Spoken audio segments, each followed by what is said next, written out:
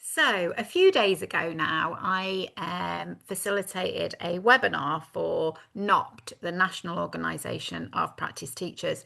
There were a few technical issues and a couple of people weren't able to get in. So, I thought it might be handy if I redid the webinar really, or did the presentation again. And then NOPT members can take a watch, but also other people can have a look. NOPT are happy for this to be open for everybody.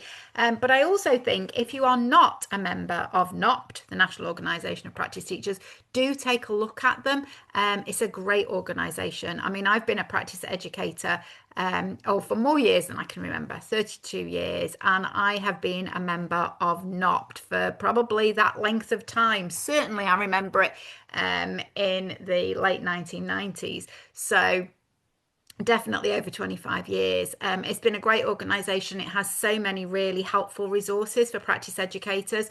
So I hope you'll find the presentation useful, but I'd also encourage you to take a look at NOPT too. So let's make a start then. So I'm hoping that we don't have the same kind of technological issues that we had when we actually facilitated the session. But you should now be able to see the slides in front of you. Now, one of the things that you'll probably know about me, actually, I haven't even introduced myself, have I? So maybe I should start with that. So my name's Siobhan McLean. I have been a practice educator, as I said, more years than I can remember. Around 32, 33 years, I got my Practice Educators Award actually in 1995. So it was called Practice Teachers Award in those days. I have loved working with students. In all of those years, there's only been 1 year where I didn't work with a student. More recently, I moved over to Northern Ireland and I've worked with students ever since I've been here. It was the first thing that I wanted to do when I arrived. And so my local trust has been great at facilitating me continuing to work with students. I think I didn't introduce myself because this is my YouTube channel. But anyway, there you go. That's who I am. So you'll know, probably if you do know me, that I am a very visual thinker. So when I was putting this presentation together, NOPT asked me to think about practice educator wellbeing. So we thought about the title of Considering Practice Educator Wellbeing in This Challenging World. And I put that in to do my PowerPoint presentation.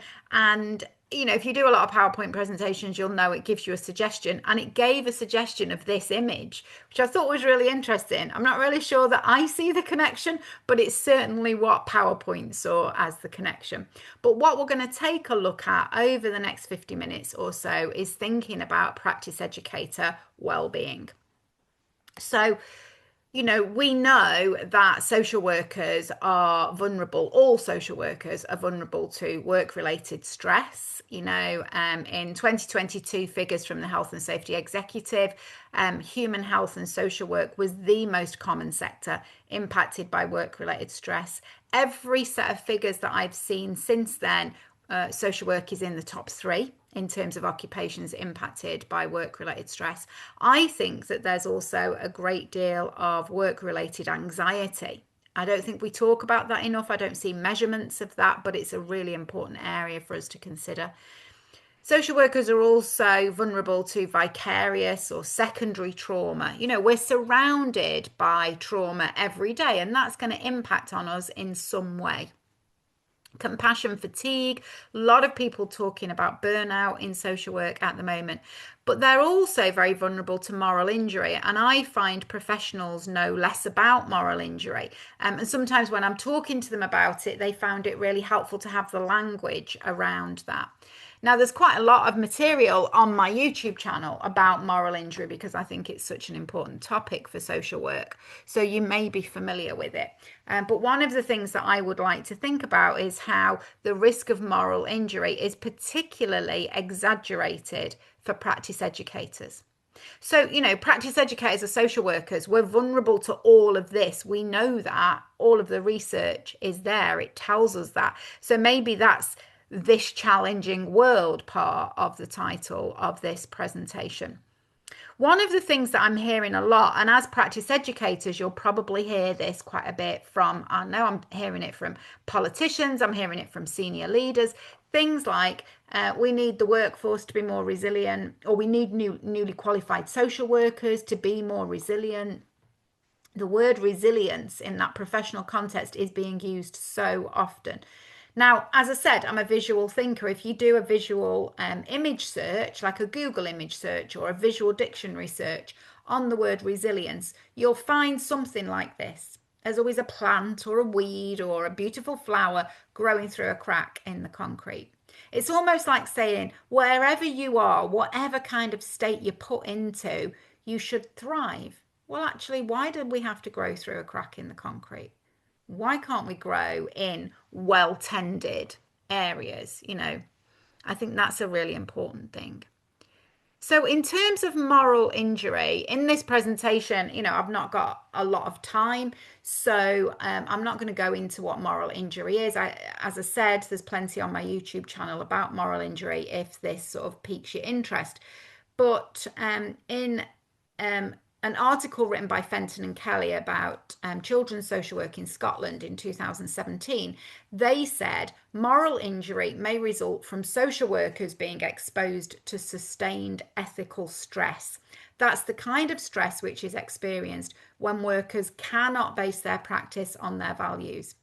Now, this article in itself is really important because a lot of people will say to me, oh, moral injury, yeah, I know what you mean. That's very much about COVID, isn't it?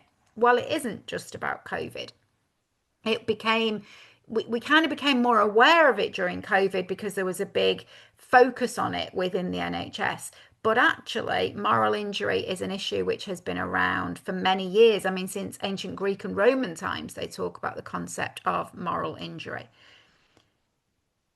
Moral injury, I think, is really exaggerated for practice educators. So, in many ways, moral injury is the kind of language that's used around it often is it's about transgressive acts, acts that go against deeply held personal and professional values. It's about it's more than vicarious trauma. It's different to that. It's very different. So moral injury is really essentially about when you've become injured through the course of your work. Your values have been cut across in the course of your work. And I think the risks of moral injury for practice educators are all of the usual risks that social workers face in this really challenging world. I think all social workers are really at risk of moral injury at the moment, just because of the kind of climate that we're working in, particularly the political and the organisational climate and the financial climate that we're working in. But I think those risks are heightened for practice educators for three main reasons. This is just my perspective. There's no research. It's just my perspective in practice is I think because we are in more regular discussion about values with students and, values and ethics and the core of our work, why we do what we do, all of that is very much what we're talking about with students day in, day out, in depth, perhaps in more depth than other social workers are. So maybe we're becoming more aware of them and more aware of the way they're being cut across in contemporary practice. I think failing a student and all of the emotional challenge that brings definitely heightens the risk of moral injury for practice educators. Now, that's not to say that we shouldn't sometimes fail students. At times I have needed to recommend that a student does not pass their placement. And I think that's a really important aspect of gatekeeping the profession. One of the questions that practice educators often ask me when I'm delivering practice educator training, for example, and I think this really illustrates that moral injury aspect, is they'll say, how can we give students a realistic picture of what's going on whilst we also maintain optimism? We don't want to kill off that idealism. I often hear people referring to students as, oh, they're really idealistic, as though that's a really negative thing. Weren't we all idealistic at some point? Don't we have ideals that we want to live by? Why do we need to kind of say, don't be idealistic? We don't want to kill all of that off, but we also want to make sure that students have a realistic idea ready for when they start placement. But that can really, create a moral injury for us. So, in terms of moral injury, there is quite a bit of research around moral injury in terms of what helps, what can possibly prevent it, but certainly mitigate the impact of moral injury. And these are the 6 things that the research highlights as being the most significant sort of enablers or helping factors. So, team working and a sense that you belong to a community of practice, a strong reflective culture, good quality, emotionally supportive, reflective supervision, the opportunity for in-depth reflection with a particular focus on feelings and emotions, education about the potential of moral injury and a permission to talk about it and explore the depth of the injury with colleagues, and clear recognition of the importance of the work you do and value being placed on that. Now, actually, as practice educators, isn't most of that what we're trying to do in a good placement? We're trying to provide the student with a sense that they belong to this community of practice for their placement. We're trying to create a placement which has a strong reflective culture at its heart. We're making sure that we provide good quality, reflective, emotionally supportive supervision. This is what we're doing all of the time as practice educators. So we're often offering this to others. In terms of what doesn't help or factors that might actually make things worse, now this isn't research based, but this is evidence based. This is kind of, I suppose, my practice wisdom. Working in isolation from colleagues, that the team not acting as a secure base. An awful lot of home-based working now, a lot of hybrid working. We don't have that opportunity for situated learning from the people around us, or the opportunity for situated support. Even if we're not working from home, the way everybody works now, sitting at a laptop with a set of headphones on, it's almost separating us in terms of reflective conversation and supporting one another. No space for reflection in contemporary practice. I often find that a climate of toxic positivity. Let's just keep everything positive vibes only.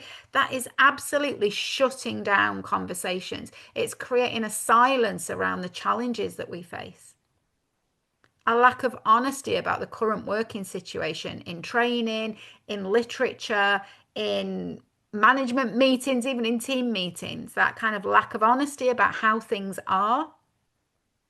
I'm working with lots of organisations who, as they get ready for Ofsted or for CQC, and I do sometimes wonder, do those organisations get a real sense of the current working situation and the challenges that we're facing?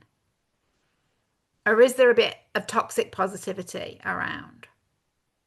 And managers who are removed from what's going on, a lack of accessibility. All of that, I think, really doesn't help. And all of that is what you really would not want in a student placement. So, of course, I think a lot of the literature around moral injury can be really helpful to us as practice educators.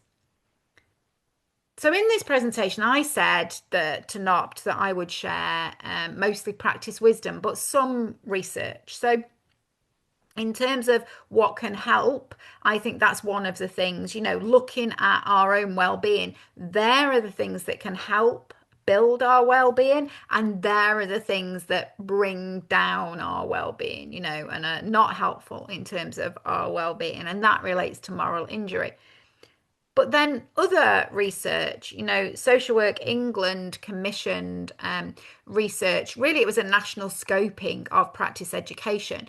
And that, I think, highlighted some interesting things that really demonstrate for us this, what is the challenging environment at the moment. So it highlighted a number of things. It talked about the emotional labour of working with struggling students. Well, we know that social work is emotional labour. I mean, I think it was David Howe that said that, but that additional emotional labour when we're working with students who are struggling, a lack of workload relief, insufficient remuneration, institutional racism, inconsistent support for disabled and neurodivergent practice educators. And then it also highlighted the real critical role of managers and teams. And some practice educators have managers and teams that don't support them in having students, in working with students. So all of this is kind of giving us a flavour of what it feels like at the moment to be a practice educator, some of the challenges certainly in England through this research. Interestingly, the research also said, and I think this is an important aspect of understanding contemporary practice for practice educators, is there was a consensus among practice educators that they were increasingly working with students with complex needs, including mental health conditions and neurodivergent students. I don't think that there's enough awareness, there's enough training, there's enough support for practice educators in supporting students where there may be some specific needs. We are an anti-oppressive profession. We have a full explored, fully publicized, if you like, I can't even think of the word, but fully expressed commitment to EDI, equality, diversity, and inclusion. And yet I'm not sure that that's coming through in our practice education. And that's maybe because we don't have that space and time, we don't have that level of support, but maybe that's creating for us a moral injury. When we know that people may need additional support, but we don't have that support in place. When we know that sometimes disabled students are not getting that access to placement support that they should be getting. So I suppose in a way, all of this sets the scene of that challenging contemporary environment. Now, the research commissioned by Social Work England includes within it 6 asks from practice educators, 6 things that practice educators are asking for. They want Social Work England to enable practice educators to annotate their register with the role. I suppose valuing the practice education role. They want fair and consistent remuneration for practice educators. Consistency of placement paperwork and student assessment frameworks across course providers, although the research showed this wasn't supported by course providers themselves. I don't know where I sit on that, and I'm not going to make any particular comments, but what I would say is when I moved to Northern Ireland, then the 2 main providers here share documentation, and I have found that actually really helpful in terms of getting to know what's required of me. And that really did make me reflect, because I was thinking maybe because I've been a practice educator for so long in England, even though the paperwork had changed a lot, I was so used to almost the standards and the frameworks and what I might put in. It didn't bother me having lots of different paperwork at different universities. When I moved here, I was so new to the paperwork, it kind of reminded me what it felt like being new to the role. The standards were different here. And actually, I did find it really helpful then to have a consistent set of paperwork across the different providers. So that kind of changed my perspective a little bit there. They also ask for greater representation of diverse voices in practice educator training and a wider range of training and career development opportunities for practice educators. They want clear, defined routes for career progression within the role, including opportunities for experienced practice educator status and more equitable routes into practice education, especially for global majority social workers, and workload relief and protected time. So I suppose what I'm doing here is I'm setting the scene for the contemporary framework. And, we know as social workers about the importance of space and place and environment. We take a person in environment perspective. That's basically systems theory in a picture on the slide now. When we're working as social workers, we see the person in the context of their relationships, their community, and their society. Now I'm going to change the slide ever so slightly, and I need to tell you I'm changing it because you almost don't spot the change. But what we're doing now is we're looking at the social worker in the context of the team, the organisation, and the wider profession. And so in some ways, I think we need to consider all of those layers. And in a short presentation like this, I'm not able to.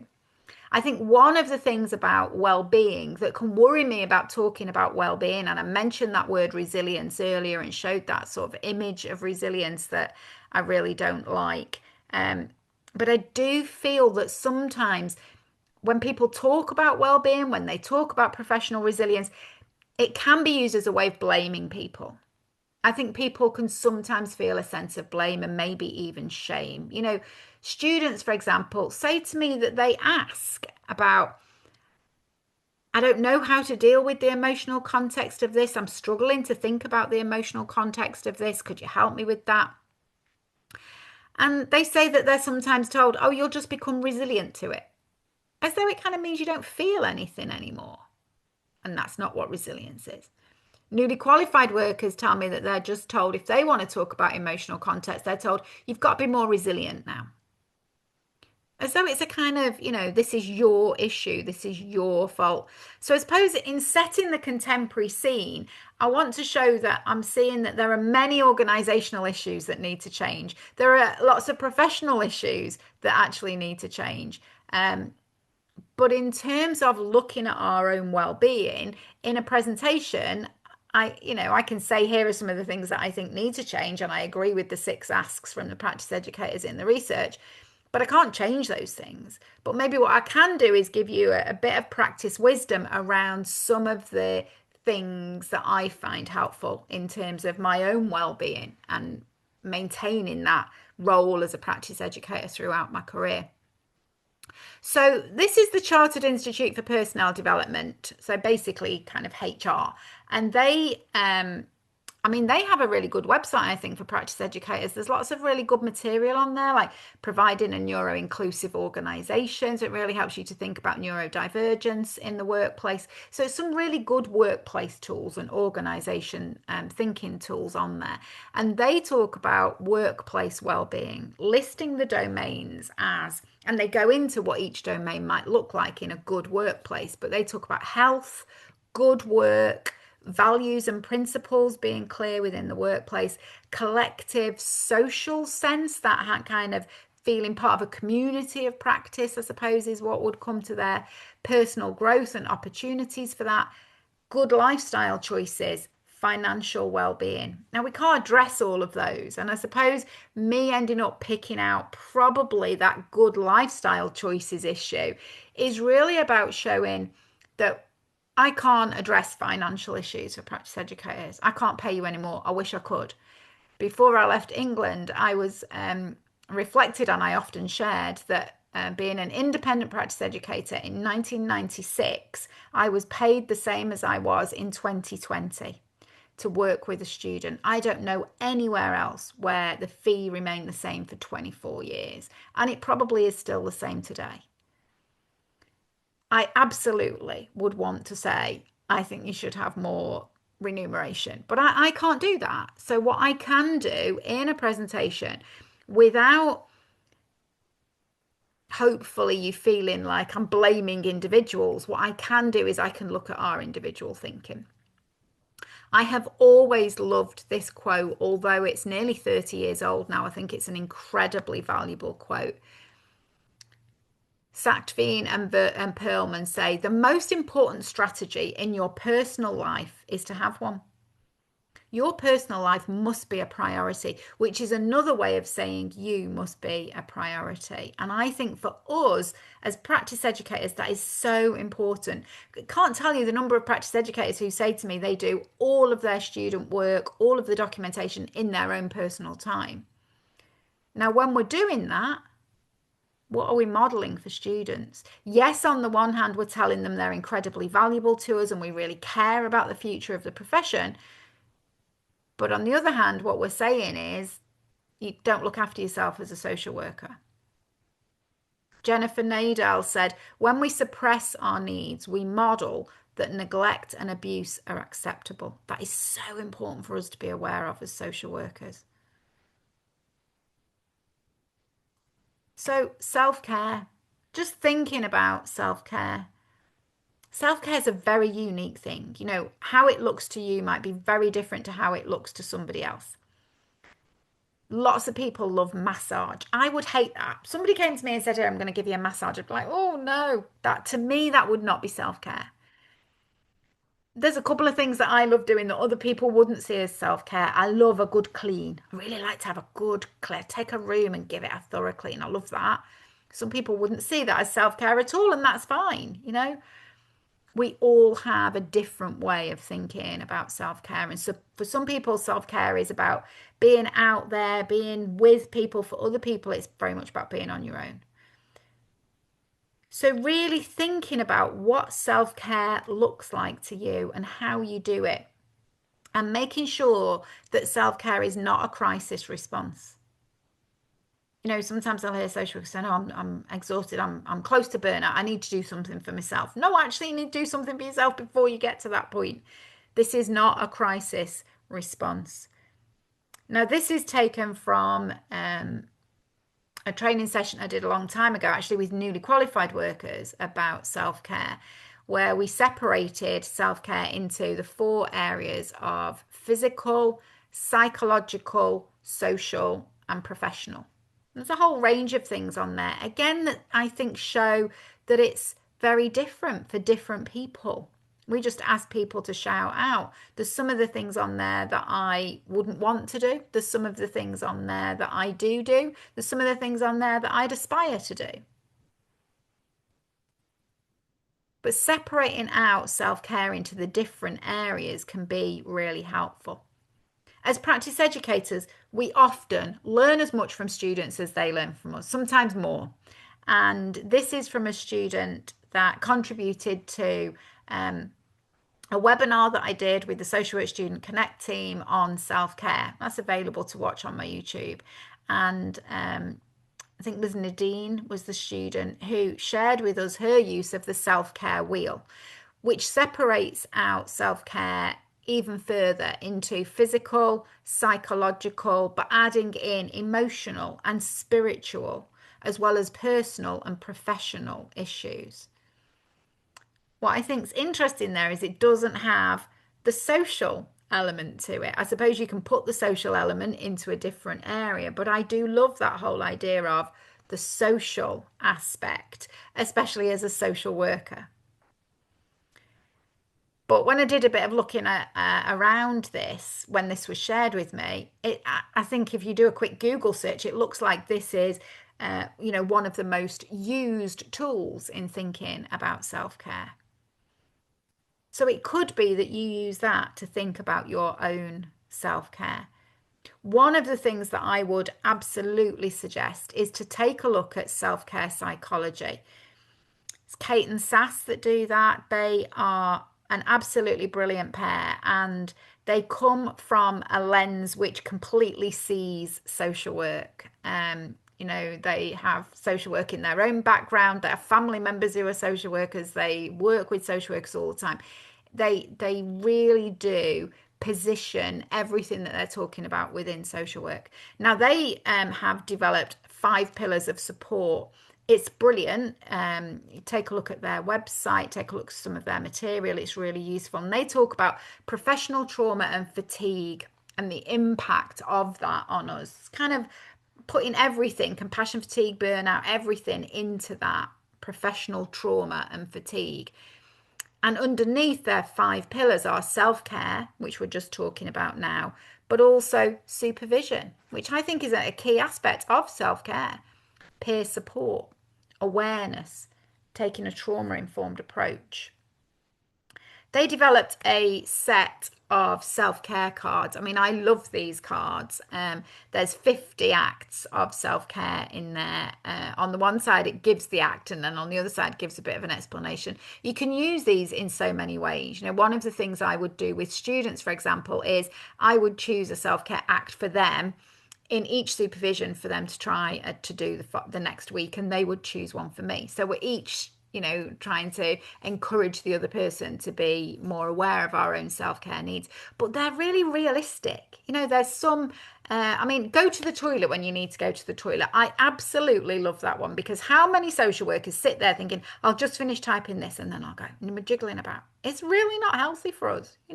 That's one of the most fundamental health things. We don't hydrate ourselves. We don't go to the toilet when we should go to the toilet. All that stuff. So Kate and Sass made these freely available during COVID. You can go onto their website, you can download them. They did adapt them for that time. So you might see that and think, oh, that's not for now. But they are incredibly useful for us and for our work with students. So take a look at those. They are, I think, a phenomenal resource. But it is just so important in our career journeys that we take good care of ourselves. If you've been on any kind of journey recently, you'll have seen this on the health and safety card that sits in front of you on an aeroplane, where, when they're giving their introduction and their safety talk at the beginning, they'll say, if we hit any turbulence, then oxygen masks will drop down from above. If you're traveling with somebody who needs help with their oxygen mask, put on your own oxygen mask first. Because if you run out of oxygen, you can't help them. And that's a really important analogy for thinking with working with students. We've got to look after ourselves to be able to look after students. And so, really thinking about how we do that is vital. Making sure that you don't view self-care as selfish, putting firm work-life boundaries in place and working on your self-care not as a crisis response. Now, I said I'd share some ideas and some practice wisdom and some practical tools. One of the things that I really like to do with students and new workers is help them to recognize that this is a journey. This is a professional journey. If you want to stay in social work for a long time, there are very many different ways that your career can take you. But if you want to stay in social work for a long time, you need to see it as a journey, and you need to take good care of yourself during the journey. You need to think about what you're packing and taking with you. Now, whether you call these resilience or self-care suitcases, this is a technique that I use and works really well. Just a bit of card. Some people are very artistic, some less so, but these are some pictures taken from training where groups have developed their own self-care suitcases, which highlight how they know they're stressed and what they do to support themselves in terms of self-care. If you do travel, you'll know when you get to the airport, they'll say, have you packed your own bag? If you've not packed your own bag, there's loads of problems. There's real issues around that. So have you packed your own bag, and have you packed it safely? So this is taken from a few years ago now, but Sam gave her permission to share this self-care suitcase. You'll see she used her card just as a piece of card and made it into the shape of a suitcase. But on the other side, she details how she knows that she's stressed. And I think that's really important for all of us, because actually we all respond to stress in very different ways.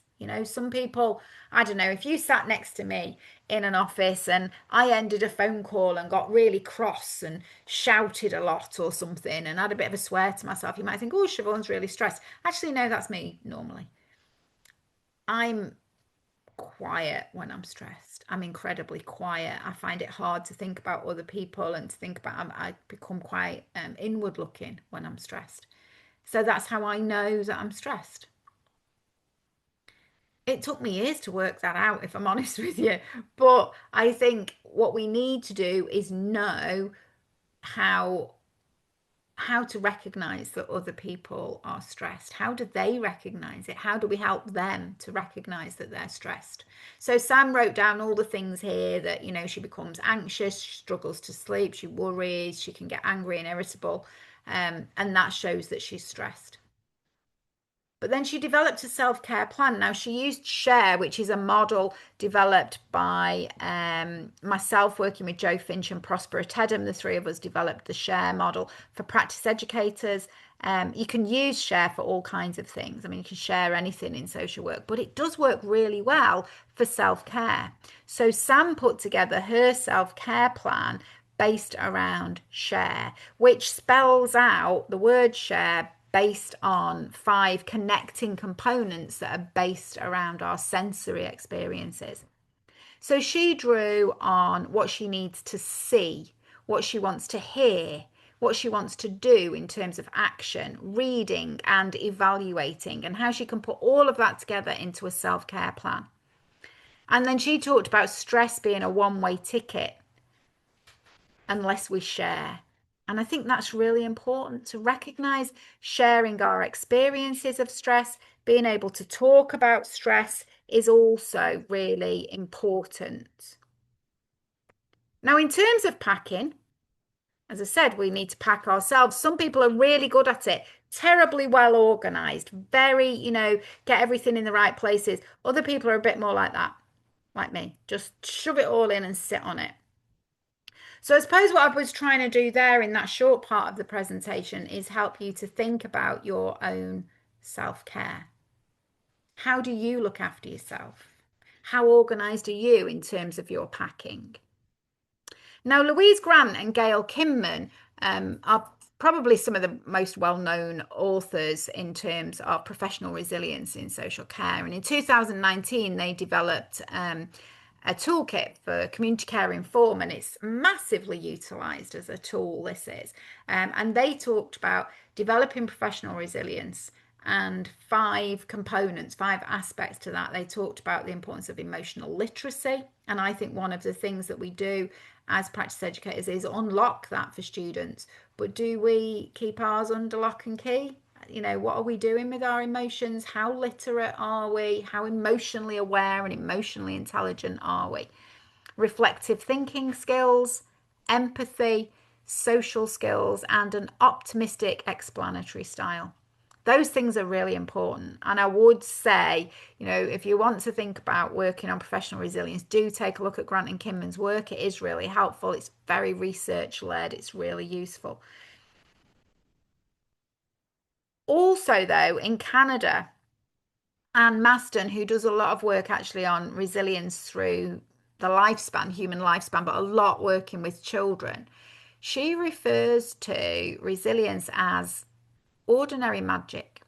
And I love that. I love the idea of ordinary magic and kind of what tricks have you got up your sleeve, And so I wanted to conclude the presentation just with, I suppose, my own tips really for practice educators and sharing those. Now, these are things that work for me. These are things that I'd say, based on the years of experience, could be useful for well-being. But as I said earlier, in terms of self-care, we all have our own style of self-care. What self-care looks like to me might be very different to you. And that's really, I think, the same in terms of what works for us building our own well-being. Lots of the things that I've talked about so far are really important in terms of well-being. But some other things that I've not really spoken about, but really matter, are make sure that your inner voice is the same as the voice that you would use with students. Basically, be kind to yourself. Some of the things that our inner voice says to us, very often we're our own worst critic. And, some of the time we are so negative about ourselves in ways that we never would speak to other people. So think about how you support the student, how you provide feedback in a kind, constructive, thoughtful way, and make sure that becomes your inner voice. Recognize that you're not alone in this. I think I said to you earlier, join NOPT. I think NOPT is great. It brings practice educators together. They do some really good events. And, this webinar was one of those events. They do lots of regular webinars. They have an annual conference. The material is really helpful. Join NOPT. That helps you to recognize you're not on your own as a practice educator. Go to your practice educator support groups at your local university or in your own employer. Local authorities usually have support groups or hubs or forums or something, whatever they call it. Get together with other practice educators, essentially. Make use of the wide range of free self-care resources that are available out there. And there are lots of them, but selfcarepsychology.com I mentioned earlier, and the self-care webinar from socialworkstudentconnect.com, that's on YouTube. They're both things that I've mentioned through this presentation, but there are lots of others. One of the things when we did this live, which unfortunately you miss out on when I'm just giving the presentation, is people shared their thoughts and their ideas and their resources. recognize that you give good advice. Take it. One of the things I think we're not really very good at is that, you know, taking our own advice. I talk so much about self-care and looking after yourself, and all my family say, but you don't do it. And there's a thing there about really thinking that through. I think over the last couple of years, I've got much better at doing that. So maybe I'm starting to take my own advice. And then something that may be a bit controversial and a bit difficult, and something that you really need to be thinking about, because I know it's linked to agency policy and linked to management and structures. But I would say be particularly thoughtful in allocating work to the student. What I generally do, I mean, I work now as an off-site practice educator, and it's a while since I was working on site. But when I was working on site, um, the majority of the work that the student carried was on my workload, and I would give them particular tasks that were important tasks to do, and they would do that and they would see how that fit into the whole and so on. And that maybe they would have just one or two things allocated directly to them. But the thing to be aware of is what the student is allocated, and then you're managing, you're actually carrying, you actually have the professional accountability for that usually. So your workload is expanding rather than it being better managed. So with on-site supervisors that I'm working with now as a practice educator, I say the same thing, that the majority of the work the student carries can be their work, and then that gives them and frees them up for the time that they need to work with a student. So really be thoughtful about how you do that to not create more work for you, to try and enhance your ability to work with them, to try and free up some of your time. I know that can be difficult because some managers and teams see students as an extra pair of hands and just allocate, but try.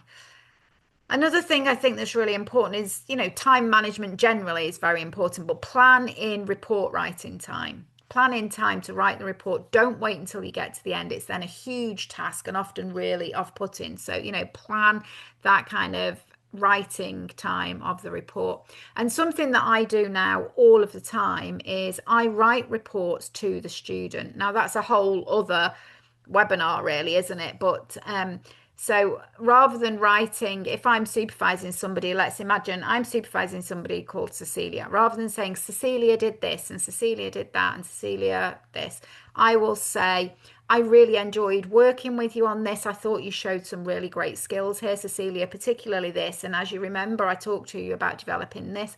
I think that's really helpful. I think, we should write records to, well, we write records to the child in most places now. I think we should write records to adults. I think we should write records to the person. So I think we should write reports to the student. Now, some universities love that, some are not as keen, but that's what I do. And I find it actually helps my well-being because I enjoy it more. Because, I'm trying to be relationship based here in my work with the student, and what I'm doing in writing this, I feel like I'm writing a long letter to the student at the end of the placement rather than writing a report. And so that helps, I think, in terms of that. And then the other thing is, since I moved to Northern Ireland, one of the things I hear people say a lot here is go gently. And I love that phrase, and I think it's so important. And I suppose that would be my biggest, toppest tip for everybody. Toppest tip is completely made up, but it works. Is go gently. I think this can be a very challenging world that we're operating in now. And it is important, I think, to go gently. There is a video that I watch regularly. It's a spoken word piece. I came across it because when I moved to Northern Ireland, I was looking for pictures of near to where I live, and I came across this spoken word piece. Now it's available on YouTube. I'll put the link below so that you'll see it in the explanation. So I'm not going to share that with you now because it's not my copyright. But it's called If This Time. It is an amazing spoken word piece from an amazing spoken word poet whose name I can't remember right now, so I will put it in the link underneath. But he's a mindfulness coach and a poet. And he wrote this poem. Now, when I first listened to it, because I wasn't looking for the poem, I was looking for the images behind it. But when I first listened to it, I thought to myself, goodness me, that's a career in social work. This guy has written something about a career in social work. And it wasn't. It was actually written about COVID. But it completely connects to a career in social work. So it's made up of a repeated phrase. If this time has taught me anything, it has taught me this. And I use it in so many different ways. One of the things that I do is it's bedded into my laptop. And if I'm feeling challenged or overwhelmed at work, I'll put that on and I listen to it. And I think about which line really jumped out at me today. And that helps me to see maybe what I need to work on for myself, or what the issues are that I'm going through that are creating stress for me at the moment. I also use it just to be mindful, because it is a beautifully mindful piece. Interestingly, whenever I put it on, as soon as the first two notes play, my dogs jump up on my knee because they know that I need a bit of love and care. I found that really interesting. But I also use this with students sometimes. If they've had a really challenging piece of work or they've struggled in their placement with something, I've shared this with them. And sometimes we watch it together in supervision, and sometimes they've watched it on their own, and sometimes they take it and use it like I do over and over, and think about which word jumps out for them, which phrase jumps out for them, or think about if they were to add some lines to it. If this time has taught me anything, what has this challenging time taught me? And that can be really helpful. It can help us to think about challenges being part of our growth, because we don't grow without challenge. And so this challenging world that we're in, this complex, difficult, challenging world that the presentation starts with, is actually a world where we can learn and grow and develop. There's an ancient African proverb that when the roots are deep, there is no reason to fear the wind. And it's about the way in which